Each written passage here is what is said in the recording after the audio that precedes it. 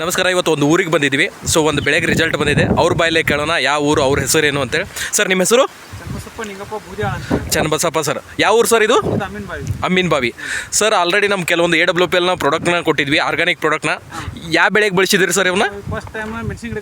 ಮೆಣಸಿನ ಗಿಡಕ್ಕೆ ಬಳಸಿದ್ರಿ, ಟೊಮೆಟೊಗೆ ಬಳಸಿರಿ.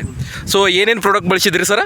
ನಾವು ಇದು ಗೊಬ್ಬರ ಬಳಸಿದ್ರಿ, ಆನಂತರ 3 ಎಣ್ಣೆ ಹೊಡೆದಿದ್ದೀವಿ. 3 ಎಣ್ಣೆ ಹೊಡೆದಿದ್ರು. ಇವ್ರ ಬಗ್ಗೆ ಹೇಳಿದವ್ರು ಯಾರು ಸರ್ ನಿಮಗೆ? ನಮ್ಗೆ ನಮ್ಮ ಮೇಡಮ್ ಅವ್ರು ಹೊತ್ತಿದ್ರಿ.